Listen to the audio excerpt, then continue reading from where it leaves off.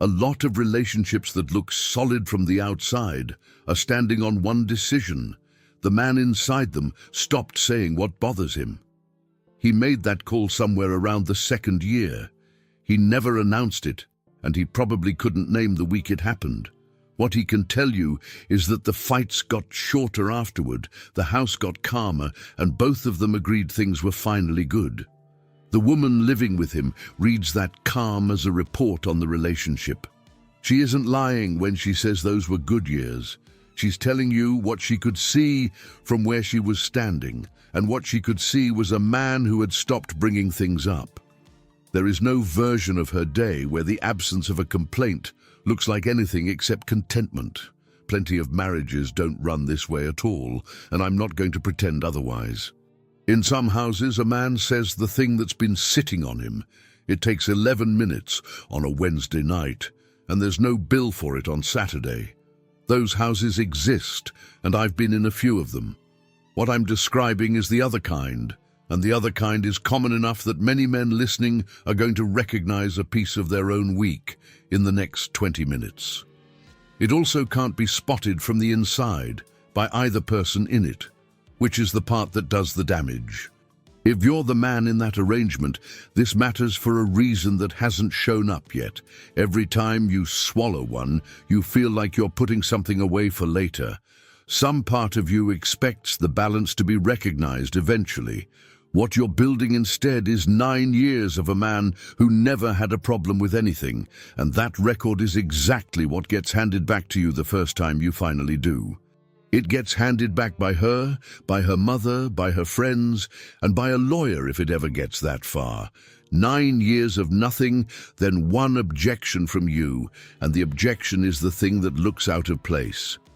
You spent a decade making yourself easy to live with, and you accidentally made yourself impossible to believe.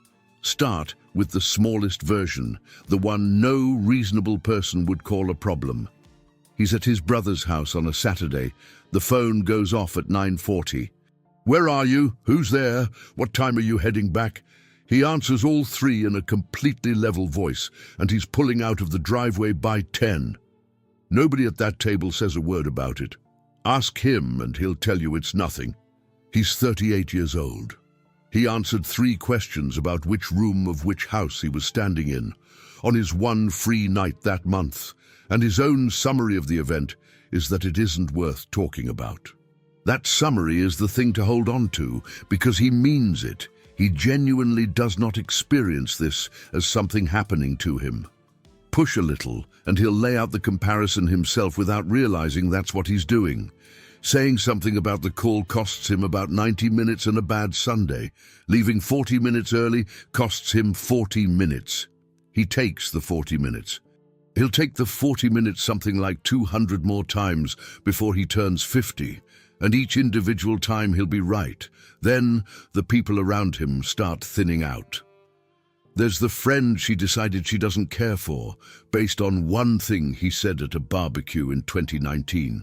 She never demands he drop the guy. She just makes the night expensive. A comment on the way out, a certain quality of quiet on the way home, a question about how much he spent. So he stops confirming. When the group chat asks about cards on Thursday, he waits, and then he says he's swamped. And eventually they stop asking, which solves the problem permanently. Ask yourself something before this goes any further. When was the last time you made a plan with a friend and told her about it, instead of testing the water first to see how the plan would go over? Then there's the house itself. He can tell what kind of night it's going to be within about 4 seconds of walking in, whether she says his name and how she says it. He's been reading that signal for so long that he doesn't experience it as reading anymore. It's just weather. And he adjusts to the forecast. He gets the kitchen cleaned before it can be mentioned. He keeps his voice flat and slightly agreeable. He sits on the news about the work trip in Denver for 6 days, waiting for a night that can absorb it. And when he finally brings it up, he already has 3 arguments prepared for a conversation that a man in a different house would have handled in 11 seconds over dinner. The guitar goes in the closet because practicing it in the living room turned into a discussion about how much time he spends on it. The motorcycle gets sold the year the second kid is born, and the reasoning is completely sound, and it never comes back. He tells everybody he lost interest. He didn't lose interest. He lost the argument in advance and skipped straight to the outcome. I sat with a guy once who told me about selling his bike the way you'd read out a shipping confirmation. Took him maybe 8 seconds, start to finish, and then he asked me if I wanted another beer. I've thought about those 8 seconds more than about anything else he said that night. His mother's Sunday lunch goes the same way. He starts going every other week, then once a month, then he's the guy who shows up at Christmas. His mother asks about it exactly once. He tells her work has been brutal, which is a lie he can deliver without any strain at all, because the real answer requires him to say something about his wife out loud to his mother, and he will do almost anything before he does that. Somewhere in all of that he stops filing. That's the actual arrangement stated plainly. He agrees to keep his frustrations inside his own head, and in exchange, the house stays calm. He never proposed this deal, and neither did she. It assembled itself out of about 400 small nights, where saying nothing worked better than saying something. A household only knows about the problems that get mentioned in it. Everything else is invisible by definition. So when two people live together, and one of them raises things, and the other one has quietly retired from raising things, the entire picture of that relationship comes from one person's mouth. In most houses, the only complaints that get counted are the ones said out loud, and only one person is making them. That's the whole thing. She isn't ignoring his side. His side never entered the room. She's working from a complete set of data in which he has been fine for 9 consecutive years, because that's the number he keeps giving her every time she asks, and he says, yeah, everything's good, which makes her report honest and worthless at the same time. She'll tell her sister they're solid. She'll mean it completely. She will be describing a man she has never actually met, assembled entirely out of the things he decided weren't worth a fight, and she'll go on describing him confidently right up until the week he's gone. Now, some of you have been waiting to say the obvious thing, so I'll say it for you. Nobody held a gun on this man. He's a grown adult with a car, an income, and a door. He picked every one of those nights. He picked the driving home early, he picked the closet, he picked lying to his own mother. If he's living in a house he doesn't like, that's a man's failure. And dressing it up as something being done to him is exactly the kind of whining that made him easy to steamroll in the first place. That's fair, and half of it is correct. He did choose. Every single time, with full use of his faculties, he chose the cheaper option. There's no useful version of this where he gets to be a victim of a phone call, except look at what he was actually choosing between on any given night. Nobody in history has agreed to give up his brother. What he agreed to was skipping one weekend when the schedule was tight and she had a point about the money. Nobody agrees to become a man with no friends. He agreed to sit out one Thursday because it had been a rough week and she wanted him home. Call it 12 of those a year. 9 years in, that's over 100, and not one of them was refusable on its own terms. A man who fights about a single skipped weekend is being difficult, and he knows it. There's no moment on that road where the reasonable move and the right move are the same move, which is why intelligent men keep walking down it. Watch what happens when he does raise something. He tells her the check-in calls make him feel like a teenager, and within 4 minutes the subject is his tone, or the thing he said in March, or why he's making her feel like a bad wife. He tells a friend, and the friend says, "That's marriage, brother," and orders another round. He tells his father, and his father tells him to man up. Meanwhile, the same discomfort from her side has infrastructure waiting for it. There's a sister on the phone within the hour. There's a group chat that will take her side before she finishes the sentence. There's a therapist, a vocabulary, a shelf of books, and an entire internet that will explain to her that what she's feeling is real and worth acting on. So both people in that house are sitting on the same amount of discomfort and living under two completely different systems. Hers converts into words, then into a conversation, then into a change in his behavior. His converts into a longer shower and an earlier alarm, same raw material. One of them has somewhere to send it and the other one just holds it. Then price the exit, since he's supposedly free to take it. Walking out means his kids on alternating weekends and his own bed in a rental across town. It means the house, or half of what's in it. It means his kids' school pickup becoming somebody else's job. Stack that against 40 minutes and a phone call, and he'll take the phone call every night of his life, which is why his staying proves nothing about how good it was. That's the part the whole thing runs on. A man in that setup will stay through years, he'd describe, if anyone ever asked him properly, as the worst stretch of his adult life, and he'll stay pleasantly, and he'll fix the gutters in October. The staying was always just the cheapest available move, made 200 times.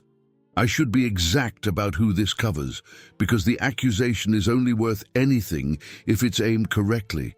There are women who notice the closet and ask about the guitar and keep asking until they get a real answer, including the part of the answer that's about them. If that's your house, none of this describes it. What I'm describing is common, not universal, and the fact that it's common is bad enough on its own. Take that 9:40 call and change one thing about it. Same Saturday, same 3 questions, same level voice, except now he's the one calling her while she's at her sister's place. He wants to know where she is, who's in the room, and when she's leaving. She sends a photo of the table to settle it, and she's in her car by 10. Run that scene past any woman she knows, and there are words waiting for it. There are words for it in a pamphlet at her doctor's office. Her friends have a term for a husband who does that, and they'll use it before she finishes the story, and nobody in that conversation will need to hear his side, because his side is irrelevant to what the behavior is. Coming from her, the same 3 questions get filed under she just worries about him, or she's intense, or she loves him too much. The behavior is identical. The response to the behavior isn't in the same universe. And the man on the receiving end has absorbed that difference so completely that he'll defend her version to you, unprompted, and tell you it's really not a big deal. Do it again with the sister. Picture a husband who decides his wife is spending too much time with her sister and starts making Sunday visits expensive, a comment in the car, a mood that lasts until Tuesday. Her family would have a meeting about that man. They would use a word for it, and the word would stick to him for the rest of his life. There's a reason he absorbs all this instead of walking, and he learned most of it before he was 12. He watched his own father do the same thing at the same kind of kitchen table. Go quiet, fix what needed fixing, get through the bad years without comment. That's the only working model of a husband anybody ever handed him. On top of that, he's heard how the men who left get talked about at family functions a decade later, and the tone never softens. He's also watched it happen at close range. A guy from his old job walked out in 2021, and now he's in a 2-bedroom across the county line with his son twice a month, and everyone who knew him settled on an opinion within about a week, so he stays and absorbs for another 11 years, exactly the way he was taught. And plenty of the time she leaves anyway, and he finds out the tolerating bought him nothing except a longer stretch of it.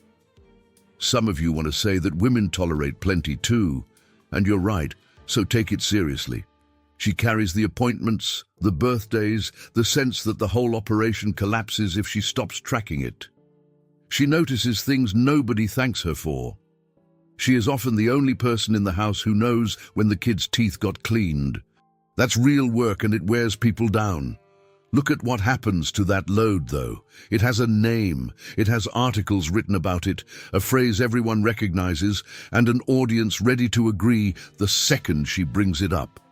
Her burden lives out in the open where it can be argued about and adjusted. His burden gets its first public hearing at the settlement conference, and by then it's just a man being bitter, Which brings you to the ending that plays out in a few thousand houses a month. He leaves, and she is genuinely blindsided. She tells everyone he changed overnight, that he was fine at Thanksgiving, that there was no warning at all, and she is telling the truth about her own experience because there was no warning. He removed the warnings himself on purpose, one at a time, for years, because removing them was what kept the house quiet. He didn't decide anything in the last 6 weeks. He'd been leaving since roughly the 4th year, in the only way available to a man who can't afford the actual door, by going somewhere in his head where the calls and the moods can't reach him, and answering from there. His body kept fixing the gutters. Everything else had already moved out, and if you're on the other end of an arrangement like this, you cannot detect it. That's not a personal failure of attention. The only available signal is the absence of a complaint, and the absence of a complaint is the same shape as a happy man. There is no test she can run. The one instrument that would tell her anything is his mouth, and he retired it before the second kid was born. Ask him what he misses, and you'll get the small stuff, because the small stuff is what he can still say. He misses eating standing up at the counter. He misses being able to say a stupid thought out loud without it becoming a subject. He used to sit in the truck in the driveway for 8 or 9 minutes before going in, rehearsing his tone. He doesn't remember when that started either. A man who's looked at that arrangement closely, the truck, the closet, the 200 early departures, is not being bitter or broken when he decides he'd rather be on his own. He's reading the terms and declining. Living alone means nobody to file to and nothing to hold in, and for a large number of men right now, that's the most self-respecting choice on the menu. For the man still in it, understand what you're actually holding. The silence that keeps your house calm is the same silence that guarantees nothing in your house will ever change. You're maintaining the peace by hiding the only information that could fix anything, and every year you do it makes the eventual conversation less believable. So do one thing and make it small on purpose. The next time a plan of yours gets vetoed by mood instead of by words, say it out loud that same day in one flat sentence with no build-up and no apology attached. Something like, "I wanted to go, and I didn't, because I could tell it would cost me." Then stop talking and see what the sentence does when it hits the room. You'll get one of 2 answers, and both of them are worth having. It gets treated as information, and you find out you've been carrying something for 6 years that you never had to carry alone. Or it becomes a conversation about how you said it, how you always do this, how she's the one being attacked, and you'll have learned in 90 seconds what 9 years of keeping the peace was designed to keep you from finding out. Either way, you stop confusing a quiet house with a good one. Those were never the same thing, and the only man who can tell the difference is the one who opens his mouth and checks.